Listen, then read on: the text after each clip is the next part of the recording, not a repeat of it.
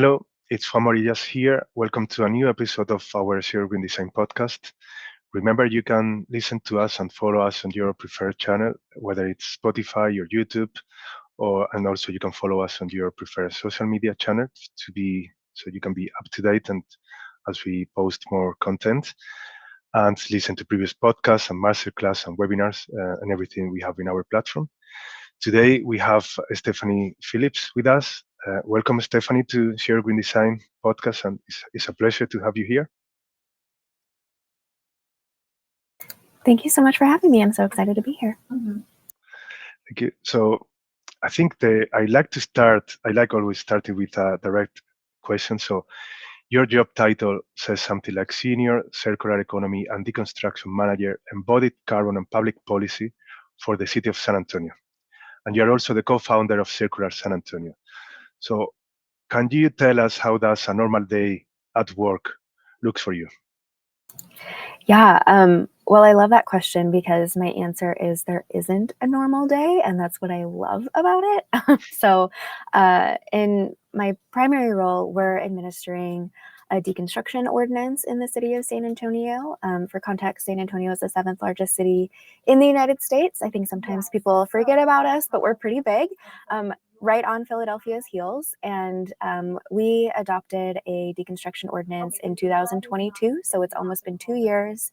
And that involves making sure that older housing stock gets deconstructed instead of demolished. So a day-to-day is going on site, meeting with contractors, sometimes checking in on deconstruction projects, but then other days are doing deconstruction contractor training, visiting with educational institutions to advise their students on how to integrate circular economy into their architectural design studios, and then also working with artists to do public art out of reclaimed materials. So the day-to-day is not a day-to-day, and that makes this job super fun. Yeah, that sounds super interesting, and also it makes sense with that very long job title because that you have to do a lot of things.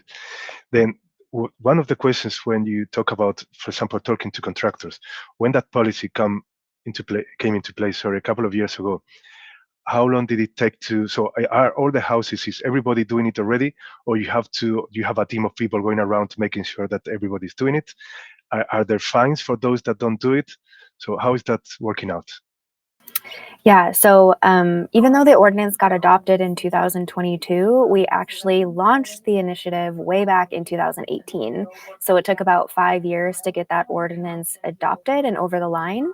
So we spent a lot of time working with our local network of contractors, architects, designers, and really kind of talking about deconstruction as a possibility, because that's just not the common thing that you see especially in North America and around the world. You see demolition as the overwhelming thing to do. So our ordinance ensures that deconstruction does happen. I don't think it would happen for a lot of projects if we didn't have that regulation.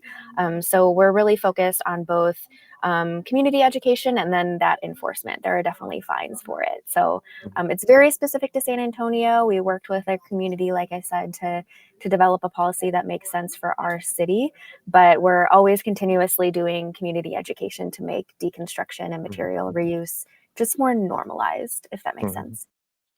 We did a podcast with someone working in San Francisco, and she also told us about the good work being done there with circular economy. And also I'm aware that they started many years ago. It's one of the most interesting projects as well in the US. So are there more good examples that you know of in the US, or are these only two offs? Or is your message spreading across the country? It's definitely spreading across the country. And I would say it's kind of like lit a fire. Like 5 years ago, again, when we were talking about this, we kind of felt like on a little island with a few other cities, but now it's just spreading, which is so inspirational and exciting. I would say that Portland, Oregon was kind of our North Star. They were the first city in North America to adopt a deconstruction ordinance. So they were really, really paramount in guiding us on what a policy might look like. Now, some other policies have come online in Palo Alto, California, Boulder, Colorado, and we're seeing more and more being explored in cities like Milwaukee, Chicago, New York, Pittsburgh, Atlanta, Savannah. And some of those may not be a regulation quite yet, but there are conversations that are happening and seeds being planted that may not be regulatory, but maybe building up that, local marketplace and discussion to support a policy like workforce training, incentives, things like that, to kind of start changing the tides, Mhm. if you will. And are they asking you and your team and colleagues, how did you do it to help them to set up their paths and roadmap? Yes, absolutely. I feel like we are committed to kind of repaying or you know, doing the same thing that Portland did to us. It's really, really important to us to work with people across the country because especially from a policy perspective. So it's kind of like a group of like a support system, if you will. So we're Yeah. able to share what worked, what didn't, lessons learned, and continuously get feedback from one another because we're also always trying to improve our process and our programs, and we can't do it all alone. So there's Mhm. definitely this exchange of knowledge and resources that helps support us all. But that has to be, I'm sure, a very rewarding job as well, and having that interaction with everybody and seeing the positive impact that you're making every day. Yes, it's really perfect for my personality. I love being able to be connected with people across the country and across the world. It's really inspiring and it keeps me motivated for sure. And I think that leads to another question: is how you ended up there? Because can you tell us a bit about your background and how you started working on the circular economy and how it led you to where you are now? Yes, I will say right now, I hope that my little brief story instills in people that you can come into the circular economy from anywhere. So, my educational background is in interior architecture and historic preservation or heritage conservation. So, I've always had this innate interest in older buildings and the role that they play in our society and our culture and our environment. But I came to my current office. Not really knowing what deconstruction or the circular economy was. Like, I didn't learn about it in class in graduate school about 10 years ago. So it actually was a seed planted by our director because she has been here since 2008 and she had seen kind of the linear economy at work, basically like all of the demolitions that come through our permit review desk. And we were directed by our city council in 2017 to kind of look at all of the demolition policies that are on the books in San Antonio as a result of community activism. San Antonio is also one of the fastest growing cities in the United States. So we're Mm. seeing a lot of development, especially in our older legacy dense residential neighborhoods. So just like the visibility of demolition in like very tight neighborhoods is what prompted kind of that community organization and advocacy for city council to reflect on, what are our policies doing for our people? And from that, deconstruction was kind of identified as a potential policy avenue. So that actually was a special project for me. It was like other duties as assigned. It wasn't in my job title. Mhm. But I was like, sure, I'll do that. And then I rapidly had to become educated. And I think that is part of the reason why I'm so interested in like the relationships we've built around the country is that it helped bring me up to speed on what deconstruction was like in America. But from there, it just became like my entire life. And we were able to grow the program and get that ordinance adopted to actually create a deconstruction and circular economy Mhm. program. So it's kind of a roundabout way, but I always say like I was there to say yes. That's one of my biggest like advice to people in any sort of sustainability realm is that, there are jobs that haven't even been created yet that we might move into because of how pertinent taking action on climate is. So just be open-minded and say yes. Mm. And that's how I got to where I am today. And that's it's good to hear as well. And there are some people, most of the people I've talked to on this podcast as well, and others I talk to on my day-to-day job, if there is such a thing as well, that they started somewhere and now it's something like I remember Chris Mawood. He was saying it's something like he started working on the embodied carbon front 20 something years ago, and now it's like something he can't let behind. And every day you keep learning and learning and learning and talking to more people. So it's not something you. I think once you get into that and you see how important it is, you can't leave it behind, isn't it? Exactly. That's exactly it. That's how I feel too.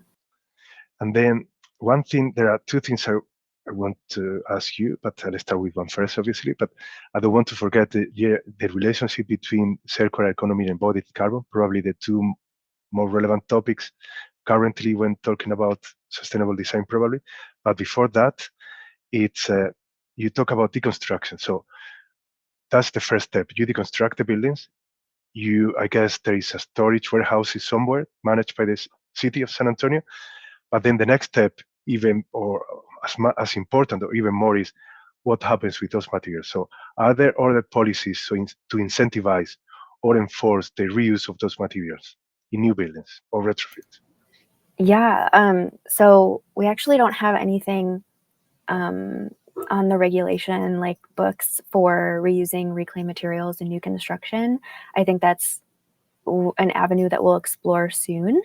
But I always say, like, San Antonio is a heritage tourism city. We have so much existing building stock, especially compared to even like sister cities like Austin, which is just an hour and a half north of us.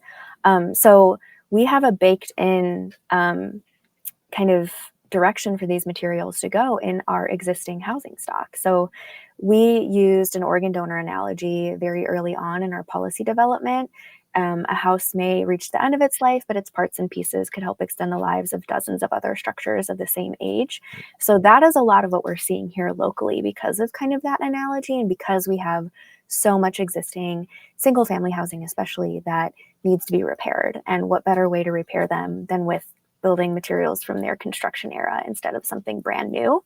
So we actually see a lot of our materials naturally going into the repair of buildings in their neighborhood or down the street. And we love that.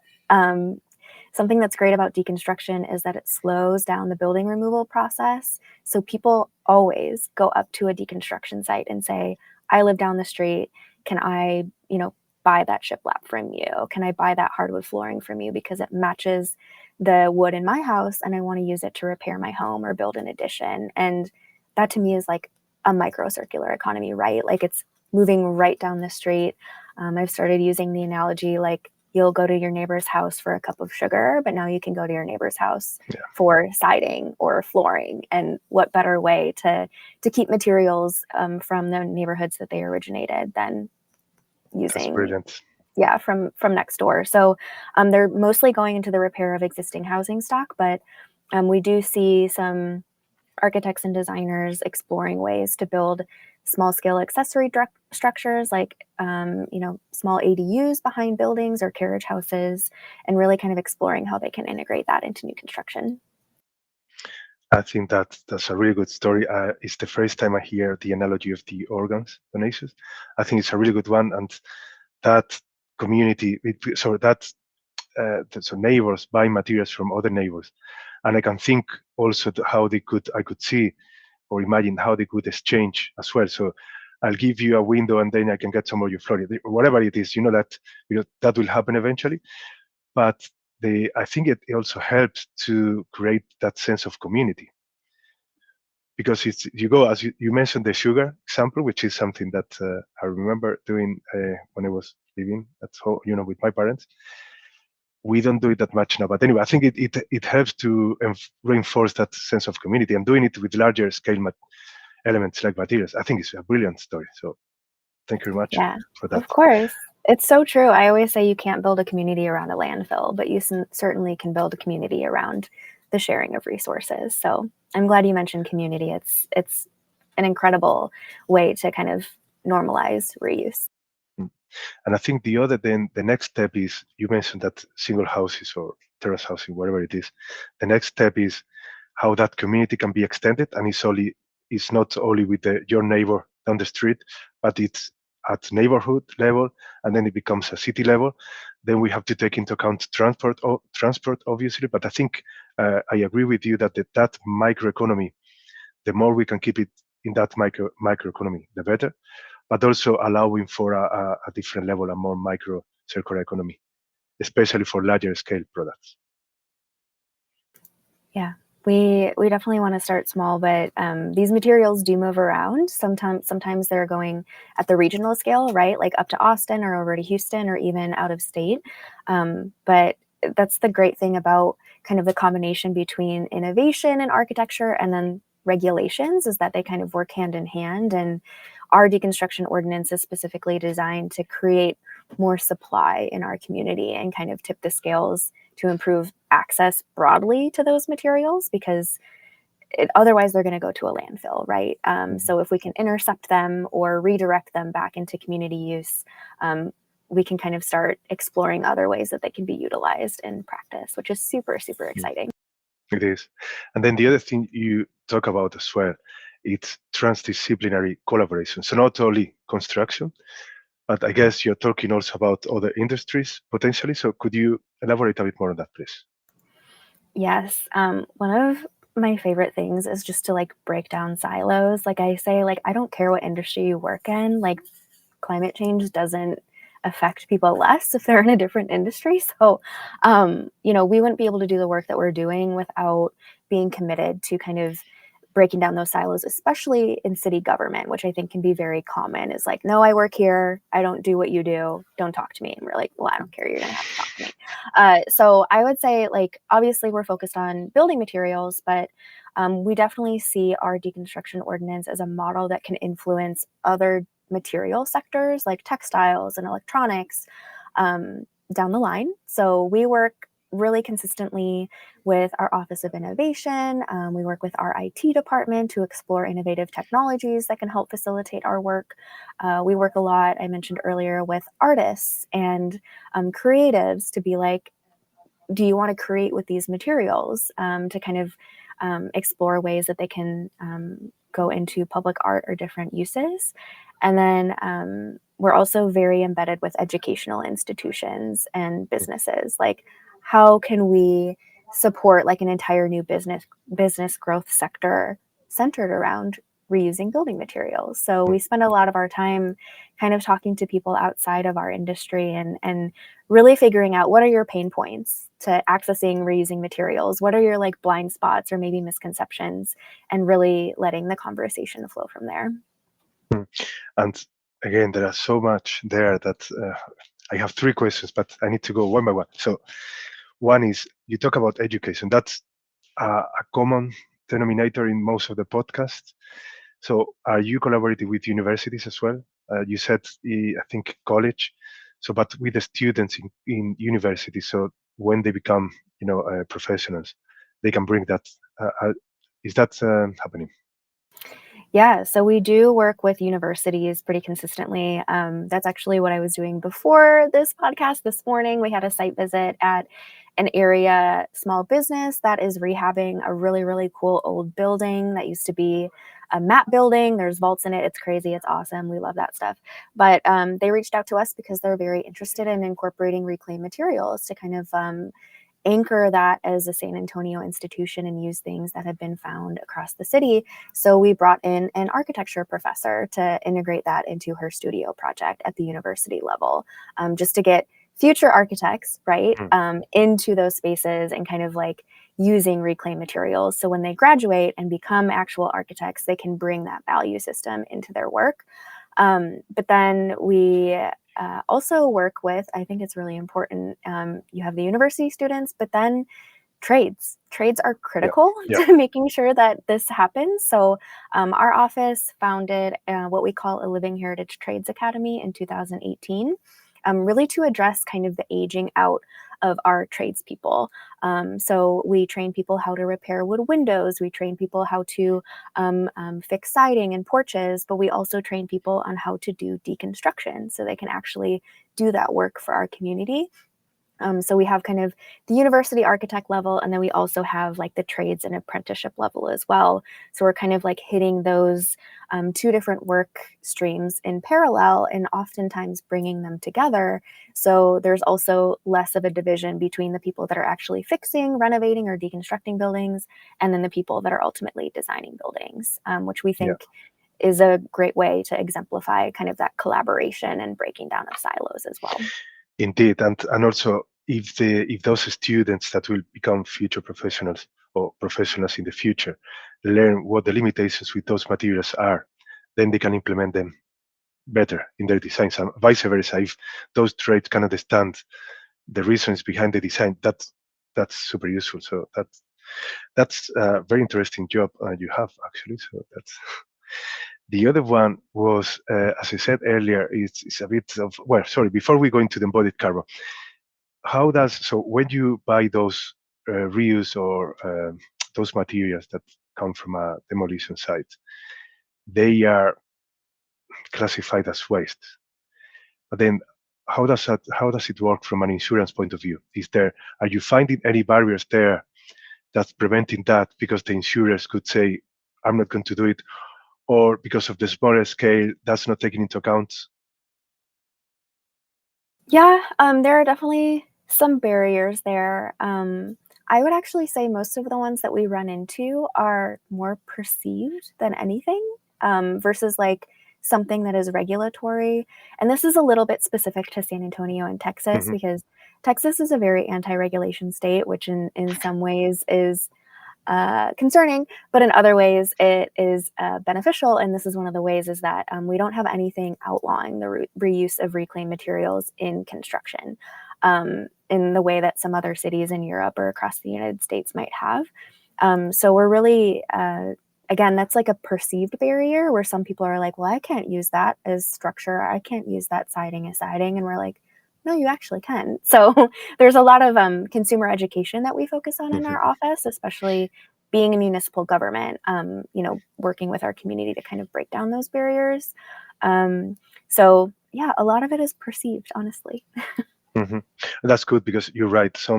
At least some cities or countries I work on, you find that barriers, and it's actually described that you can't reuse materials. So you can't use materials that come from other sites and so on. So that's changing, but it's a very slow change, and because of the risk. And anyway, so it's good to see. The good thing is that San Antonio could be then an example to demonstrate that it works, and then Yeah. hopefully that can be extrapolated and shared and raise the awareness. Then going back to the embodied carbon topic, as I said earlier, I like that you have both in your job title because there is a direct link there. And you talked earlier about climate change, and there are two things that circular economy address. That well, it addresses so many more, but in my opinion, two that are the more critical ones. One is the resources because they are finite, they are not infinite, and the other one is the embodied carbon linked to those materials. So by promoting the circular economy, you are tackling both issues. So how does because so far we've been focusing on the circular economy. So what is the embodied carbon? What is your approach on the embodied carbon, and is there any other policies you're working on? Yeah, so this is where our background, like our office's background in cultural heritage and heritage conservation, really comes into play. And kind of, I'm a deeply optimistic person, so I'm so excited about how the retention of existing buildings is becoming like such a critical climate dimension in the architecture field, especially. Like, I would say when I graduated graduate school in 2015, we were still having to argue with architects and policymakers that demolishing buildings is bad, right? Because there was still such an outsized focus on operational carbon versus the embodied carbon dimension. So we're really fortunate that we have such a strong preservation ordinance in San Antonio. It's really, really challenging to demolish existing buildings that are protected. So, what's great about the embodied carbon dimension is that we can um, add in the like cultural and social dimensions of preserving a building, right? You maintain that sense of place, you maintain the community ties, you maintain the materials and the stories of those neighborhoods and those buildings, but then you can layer on that environmental dimension that is becoming more prolific. So, you're absolutely right. Like, they're inextricably linked in how we approach our work. And I think this is really important because you may not always run into people, especially where I live, that care about the environment. Like, you can say over and over again, like, this is really bad for the planet. And people will be like, I literally do not care. And we're like, okay, great. Well, let's talk about the cultural dimensions, the social dimensions, the workforce Hmm. benefits. the public health benefits. So I feel like in our work, we're kind of like chameleons in a way, depending on who we're talking to. And merging embodied carbon and circular economy is a really effective way to kind of perk the ears of people that may not be naturally compelled by the environmental argument. Mm.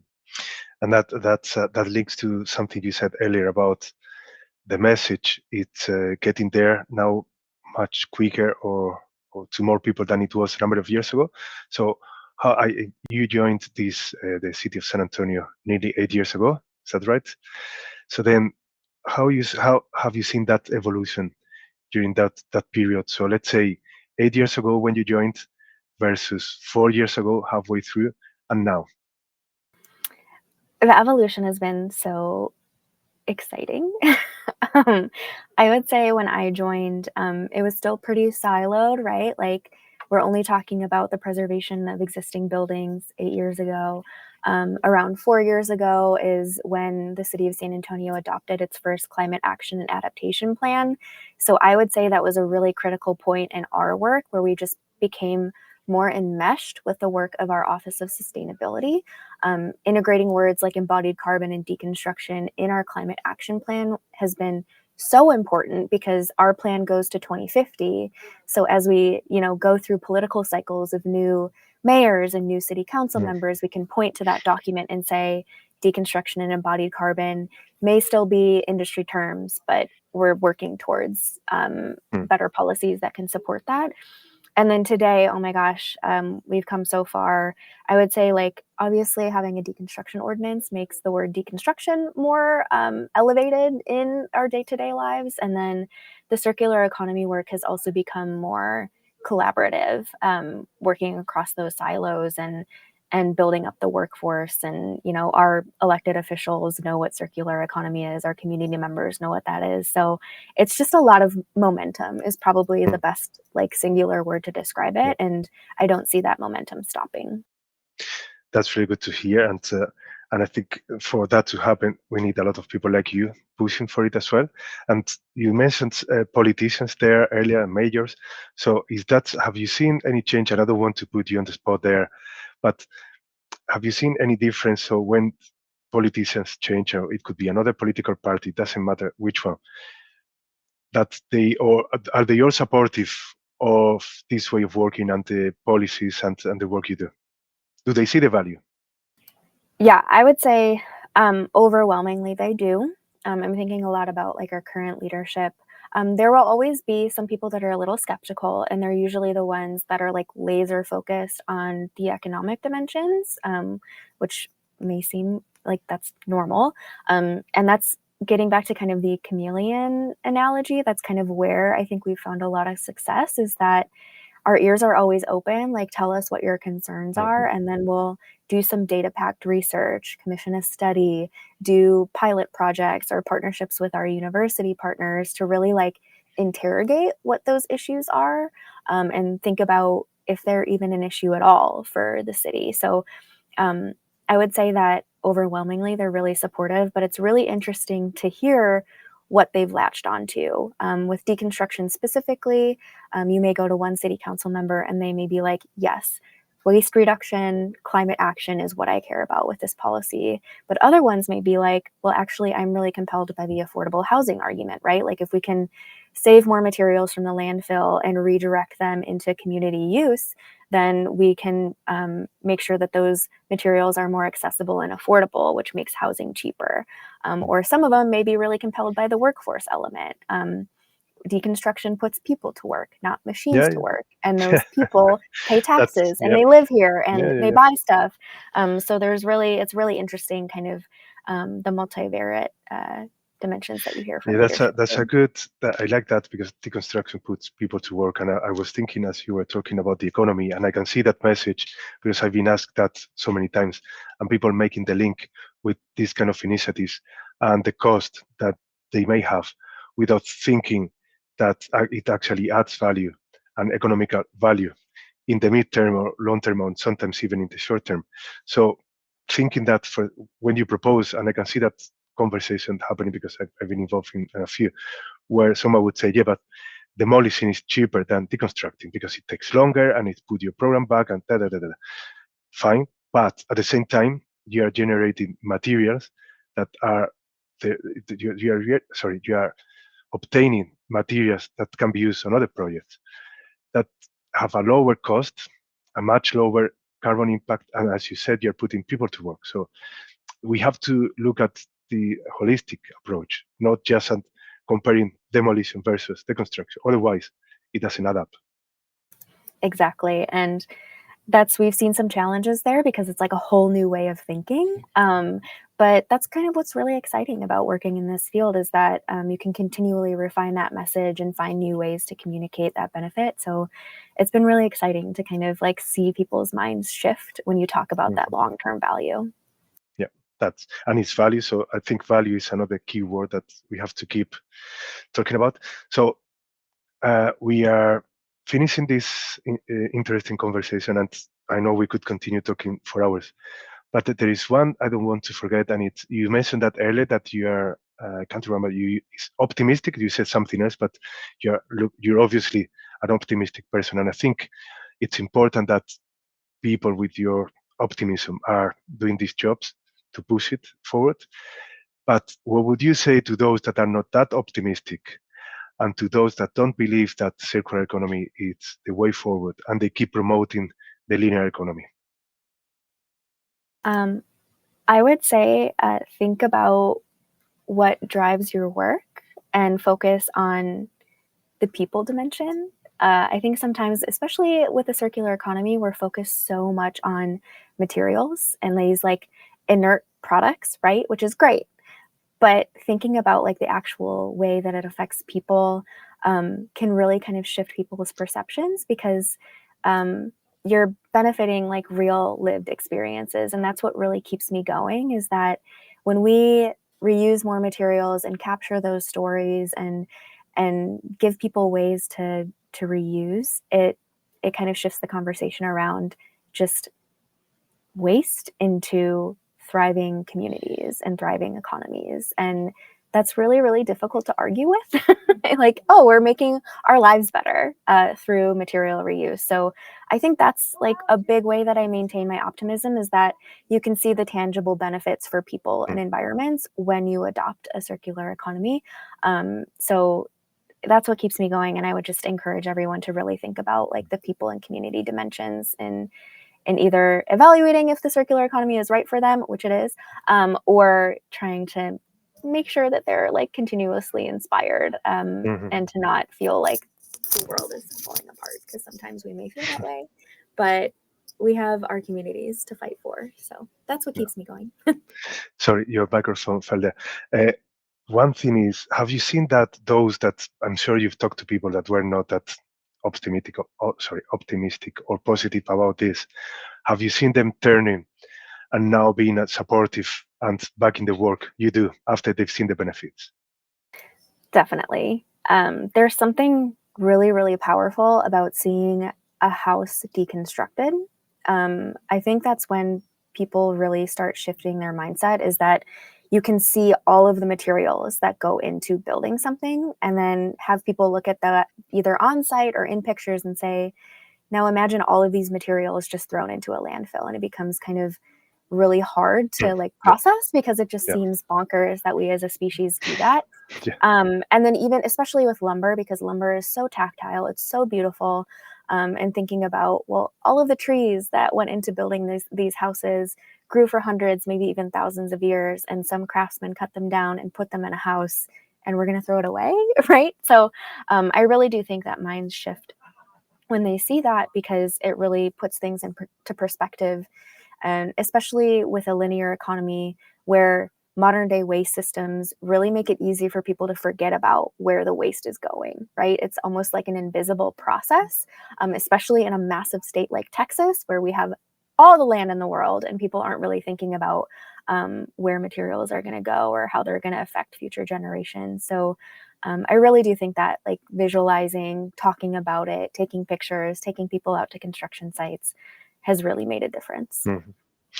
And that leads to probably my last question, which is how can we raise more awareness? Because I can I can talk to you today. We can do a podcast. There will be hopefully a few hundred people listening to it, but the people that will listen to this are in this space, so we don't have to convince them. So how can we raise more awareness so people that are not in that space can be made aware of the benefits? Are you doing, I don't know, like as you said, videos, and then to make you talk about the universities and college and all that, but is there anything that can be done at a bigger scale for people to see those benefits? And are you doing any of that? Yeah. So I actually think, and this is kind of a bias of like working in local government, that where you live is where you can make the biggest difference. I think sometimes in our field, and I'm guilty of this too, like we're so eager to like blast our work out into like the giant ether of the world, which is great for knowledge sharing. But just like elections make the biggest difference, like at your local level, I kind of compare it to politics a little bit, is if you really want to make a difference and you really want to turn people's minds around and like build a new generation of people that will automatically have a reuse value system, is to do it locally. So Mhm. that's why I think advocacy, if you don't work in local government or work in policy, like advocating for your local government, meeting with your elected officials, talking to them about what they value and making sure that their values align with yours and educating them, can be so powerful, because it can start implementing regulations at the local level, like here in San Antonio. Since our ordinance has taken effect, we're up around like 75 houses that have been deconstructed that would have been demolished without a regulation. And going back to what I said at the beginning, that started because of community activism, right? It got the Mhm. attention of our elected official, which then directed us to develop a policy. So Yeah. I really think the local level is where people can make the biggest change. Mhm. Yeah, I like that approach, and that links also to something that's becoming more and more the norm, which is we went into a globalized economy, and I can see many things pointing at a more local economy, and that links directly with what you are saying, because that's you can make more impact, and it's a more natural way of doing things. So, and again, the community and everything we've discussed earlier in our conversation. So, but that will be for another day. So thank you very much, Stephanie. It's been a pleasure. I really enjoyed talking to you and your optimism, and but not optimism from a naive or approach. It's optimism based on the good work you've been doing and how you can make an impact with the work you do. So thank you very much. Thank you. I've loved talking to you too. And I'm just so grateful that we have more and more people interested in this field. And thank you for kind of elevating that work to more people. It's really important. Thank you very much. My pleasure.